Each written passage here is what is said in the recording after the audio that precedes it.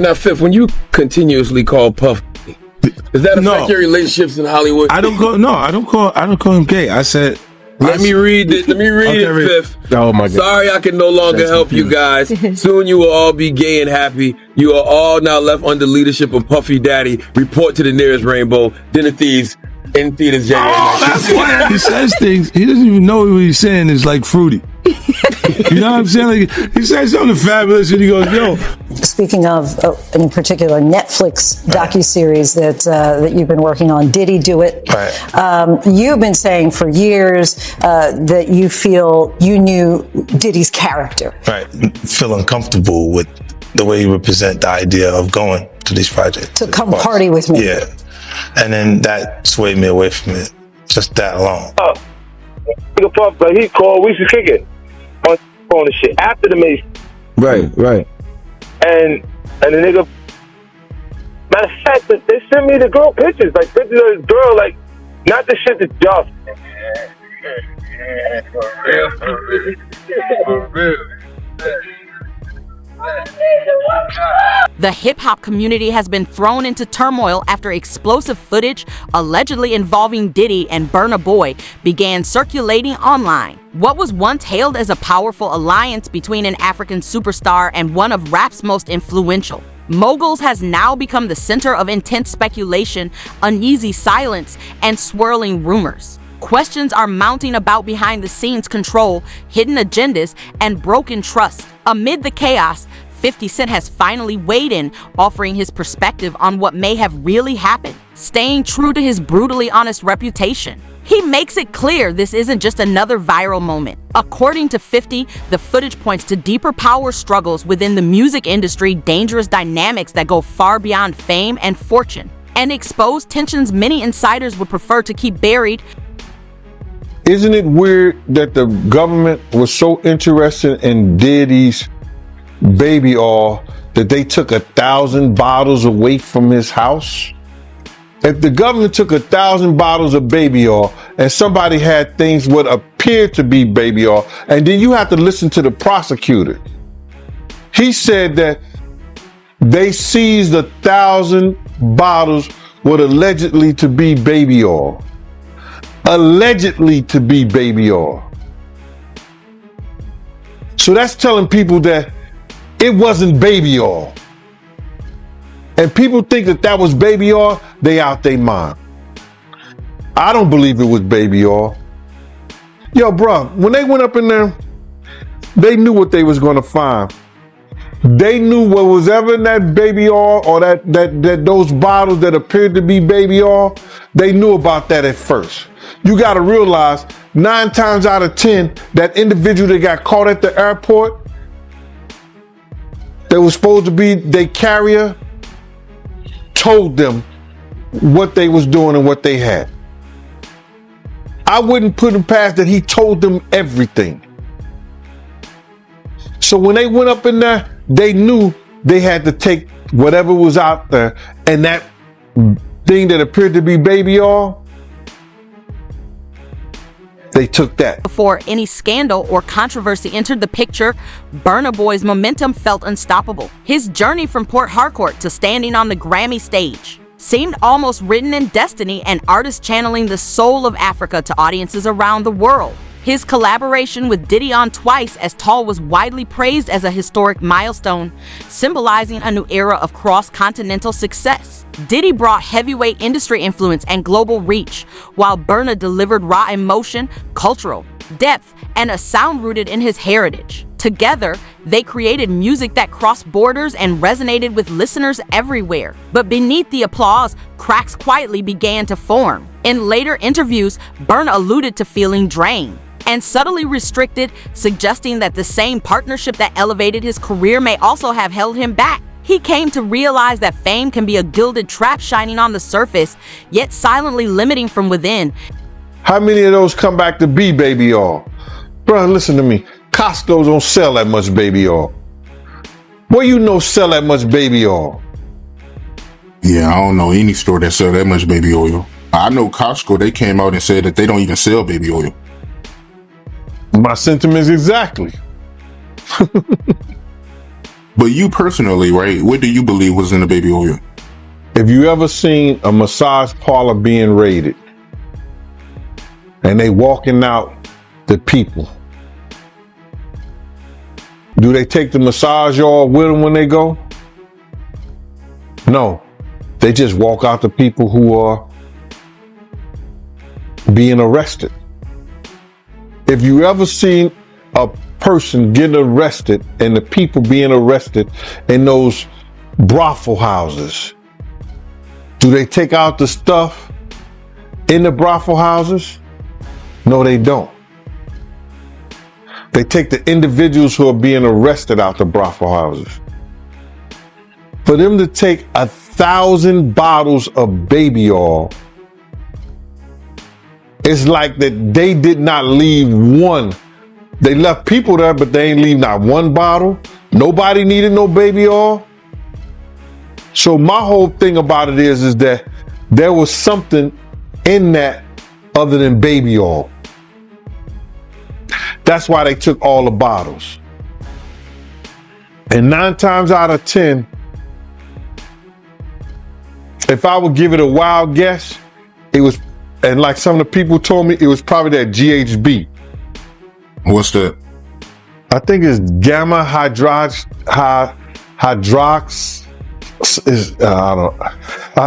I looked it up, bro. Let me see if I can find it. I know this is just showing everything like that, but oh no. Let me.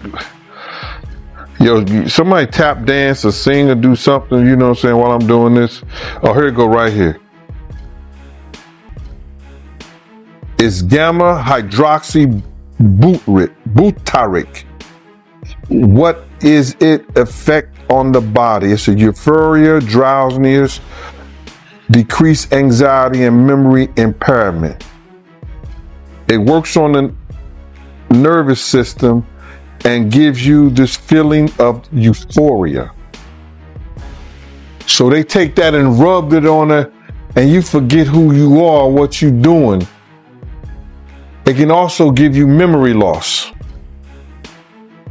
drowsiness, and that's under the DEA, the Drug Enforcement Administration. As the controversy gained momentum, 50 Cent never one to hold his tongue when tension rises in the industry step in with a comment that rippled through hip-hop. In his unmistakably direct style, he called out influential figures who move like they own people's destinies. His words instantly set off a firestorm of discussion, reopening long-standing debates about exploitation, fake mentorship, and who truly holds power behind closed doors.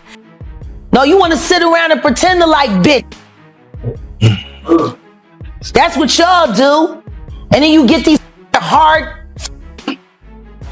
Jocelyn. So I'm just like curious. these are the you like half man. No disrespect, but Jocelyn rough.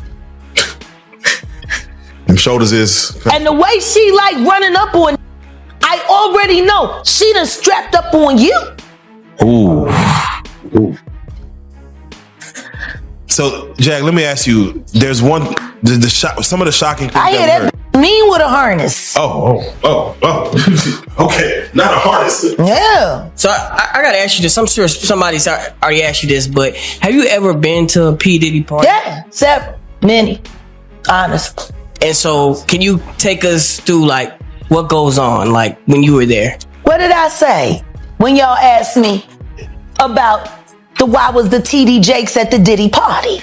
Yeah. What'd I say? Money. Right. That's correct. Were you surprised that there were so many cameras in his houses? No. That he was recording these? He is the J. Edgar Hoover of hip hop. Okay. Y'all done seen him put on the pyramid with a skirt? So let me ask you, when you hear that Cassie was told to hire male escorts to come and what they call freak offs now. Yeah. That is something, is that something normal that happens in Hollywood? Yeah. Freak offs. Yeah. Okay. Everybody know that. I've been saying it. Yeah. Yeah. How many times I got these is wild. So do you feel like people, when they hear pink cocaine, Young Miami has to bring across? That's, Wait, the Tusi. Yeah, the Tusi. That's what they got. I found out. I talked to my drug guy because I wanted to be informed. Because people was calling it Tusi, that's calling it the Tunchi. I didn't know which one it was. So I talked to my drug guy, and my drug guy filled me in. And then it made perfect sense. Tusi. Talk to him. Drugs with Jaguar. Let's talk. Drugs education. 101. So Tusi is the cocaine. But they take the ketamine and cook it up. And they fold it into the coke. Now, if you don't know what ketamine is what they call on the street Special K. It's a veterinary drug. It's a horse tranquilizer. Now, gay men have been using this for years. See, back in the day, if you went to a gay party or a gay rave, there were certain drugs that you would always find on hand. Viagra, ecstasy, Special K, and cocaine. Now, see, the cocaine keep you up all night, but unfortunately, it gives you limp noodle because of what the blood flow is. So you with a half-hard dick all night. So that's why you have the Viagra, to make sure that the dick involuntarily stays hard while you're numbing yourself with the coke. Now, see, the ketamine, that's a horse tranquilizer, so that relaxes all your muscles. You could get by 80-ton gorillas. You wouldn't feel a thing. So now, your dick is gonna stay hard. You numbed up and you high. You got the ketamine in you, so you don't feel shit. And then you add the ecstasy to put in the feeling that you've now blocked out. And now you got a party. In the music industry, contracts can function like unseen strings pulling every move, and few understand how to work that system better than Diddy. According to insiders, Burna Boy's deal allegedly granted Diddy major influence over key areas, including royalties, distribution, and even touring decisions. On the surface, it may look like routine business, but in practice, agreements like this can quietly turn artistic expression into spreadsheets and profit margins. Legal analysts point out that while such contracts are common, they often sit in a murky zone between collaboration and control. When creativity is filtered through corporate frameworks, artists risk being reduced to assets rather than respected as visionaries. Burna's mounting frustration may not be just about burnout, it could be tied to the limitations written directly into his contract. In an industry obsessed with power and perception, even a single clause can decide who truly owns the art and who ultimately pays the price. Stuff that happened back in the day. And then maybe that if they knew there was going to ever be a YouTube, or they knew there was going to ever be social media, a lot of the stuff probably wouldn't have got played out like it did. But things happen, and these are just stories from the past. I would like to use that as what you call that, just to clear the facts up what's going on. But it all started, we was in Atlanta. And this story starts when I'm with Puff and he's in the exotic bookstores and he's doing shopping, right? He's shopping, getting his stuff and everything like that. So, you know, this is the first time I was ever in an exotic bookstore with Puff. So, you know, I'm giving him his space. He's taking things off the shelves and stuff like that because they gave him a brown paper bag. When they gave him a brown paper bag, he was just putting stuff in there. So I said, damn, you know, he got to go put it on the counter and, you know, show everybody what he's getting. So as he's going, I'm just looking at the places where he picking stuff from. So there's one part he picked up some things from up here on my left side. And then he picked like quite a few of them down. I'm like, okay. He put them in the bag. So when I went by there and I looked up there and it said butt plugs. And I was like, hey, yo, I was messing with him. Because people don't understand, you know, we was like friends. He was a part of the same gang. So I'm still going to tease him. I'm still going to mess with him and everything like that. I could do that. It wasn't just no security thing. So I say, yo, what are you getting this for? And it said butt plugs, and he was like, yo, can I do my shopping by myself? I said, yeah, you could do it by yourself, brother. And he started walking and everything like that. When he got to, I just waited at the counter. So when he got to the counter, he didn't even have to show the guy nothing. He just gave the guy a wad of money. I mean, like, he gave the guy a stack, something like this. And Puff wasn't the dude that carried no 20s and no 50s or nothing like that. And I mean, like, he just said, boom. And we walked out the store. So we had to leave Atlanta and go to North Carolina for a show. You understand? And it was him, this rapper, Sarah, and this other girl.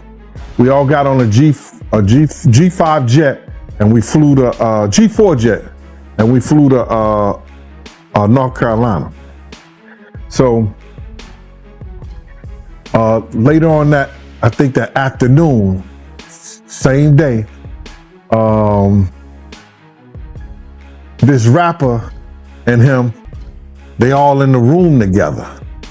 You know, it's Sarah, the girl, Puff, and this dude. As the dispute intensified, the fan base fractured almost instantly. One side argued that Diddy was repeating a familiar pattern, using influence to benefit himself while a younger artist paid the price. The other camp defended him, claiming Burna was rejecting the very mentorship and industry guidance that helped elevate his profile in the first place. The debate grew louder when 50 Cent entered the conversation, pointing out that full ownership of his masters is exactly why no executive can pressure or steer his decisions. His remarks landed as more than commentary. They sounded like a cautionary lesson about power dynamics in the music business. What begins as support can quietly shift into control, and respect can turn into resistance once autonomy feels threatened. In hip-hop, collaborations often come with unspoken negotiations over leverage and authority. When ego, money, and ambition intersect, even the strongest alliances and the most lucrative deals can collapse without warning. Next thing you know, somebody rang the doorbell. We had the presidential suite where we was at. So I opened the door, and the dude said, yo, I'm here for my cousin. I said, who your cousin? And he said, Ja Rule. I said, well, he busy right now. He said, he busy doing what? I said, he with Puff, they're in the room, they busy, they don't want to be bothered. He said, well, I'm going in there. I said, bro, you ain't going in there, because he told me they don't want nobody to be bothering them. And he was like, yo, I don't care, man, I'm going in there. That bull like that. I said, yo, bro, Jesus Christ had to come down here and take the air out of my body before you get in that room right there. Watch. He tried to bum rush me. I grabbed his and threw him against the piano. When I threw him into the piano, Puff and Ja Rule runs out the room. Puff got his towel, Ja grabbing his towel, but they butt the naked. And so then Ja was like, yo, what's going on? Yo, G, that's my cousin. He know me well, you know, and Puff was like, yo, G, what happened? I said, he tried to get in the room. I told him he couldn't get in the room. And he was like, Puff looked at Ja. He said, yo, Ja said, you ain't want to go in that room because there's a lot of freaking going on. So I was like, oh, he said it was a lot of freaking going on. So that was basically that story, man. You know what I'm saying? They went back in the room. Dude felt a certain kind of way, and he left out. So I seen them at the concert the next day, and they tried to, you know, form up against me. But my man Frank was like, I told my man Frank, I was like, yo, Frank, put yourself in that position. Somebody trying to get in the room, and Ja told you don't let nobody get in the room. What would you do? Now, y'all can do whatever y'all want to do, man, but you know I ain't taking no losses. He said, yo, you good, and that was it. Bruh, when Ja said, you don't want to come up in there, a lot of freaky stuff is going on. You got to use your mind. What they was doing with those butt plugs. Right. Leaked video reveals far more than a disagreement over contracts. It sparks a deeper reckoning about accountability within the music industry. It forces a hard question into the spotlight. How much influence should powerful figures like Diddy wield when shaping the futures of younger artists? And where is the line between genuine mentorship and subtle control that limits creative freedom? Burna Boy's experience highlights a brutal reality of success in the spotlight. As an artist's profile grows, personal autonomy often shrinks, replaced by expectations, obligations, and outside pressures. Fame can elevate a career while quietly restricting the choices behind it. In many cases, stardom arrives with unseen restraints, and only a rare few ever find a way to break free from them. Enough money to He check. put the boots to that girl. She's supposed to be a good bitch. No matter who she with. All the time he putting a groom in her. Of course he thought it was still gonna work. He thinks he's God. He ain't doing shit. Break the f out of that bitch, put the boots to her last time I seen her. Her and her trainer, boyfriend, husband. I don't get no. So you hear about stories of Diddy like shooting people, blowing up cars. Yeah. Is he this gangster that behind the scenes that is that him? Or is that people Shout around? out to Wendy Williams, the first woman to uncover the homo thugs. That's what these down low bitches was called when Wendy first started talking about it in the 90s, the homo thug. She talking about Diddy. And then what's the stuff that's happening to Wendy Williams? Do you think this is all connection too? Of course. They've been waiting. He's been waiting. He was waiting for Kim. Remember? He was waiting. The casket was ready. She was literally casket ready. Some people are saying the whole Wendy Williams documentary that she's pretty much allegedly playing this way to keep herself safe from him, from any unaliving. It's been working for Orlando Brown. Why wouldn't it work for Wendy? To play crazy. Why wouldn't it work? Hey. As the situation continued to unravel, the glossy narrative surrounding the controversy started to fall apart, exposing a far more sobering lesson underneath.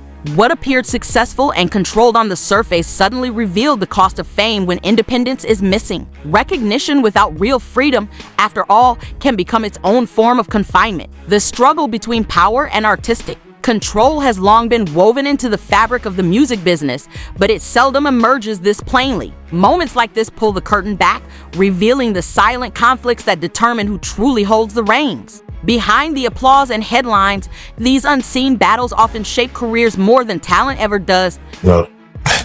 Hey. The oosh gosh whoosh wash. Orlando's brilliant. Right. Yeah. Y'all spent time with him. We did. Yeah. He's highly intelligent. Yes. Imagine what it's been like to wear this character for this long. No. I can only... That he does is a character. Actually, the shit he does online is the best acting he does. Is he speaking truth? Of course he is. You know? We seen Quiet on set. Major pain in his ass. Literally. Since he was a kid. Man. And then eating milk. Well, talking about expensive pain in his ass. Wait, this is Philly you're talking about now. Wait a minute, Jack. Me. Wait a minute. He's a f***ing Fruit Loop. He Diddy 5. This is Philly. He's a deep fried period. He Diddy 5. He Diddy fried. He the Diddy do our bop. Meek. Real rap. You think that audio that they put out was real? Yeah, that was him. Nicki put that out there.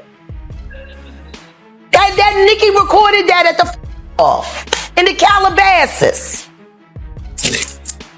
She been waiting to drop that shit with Meek. She just wasn't going to tell nobody it was Diddy.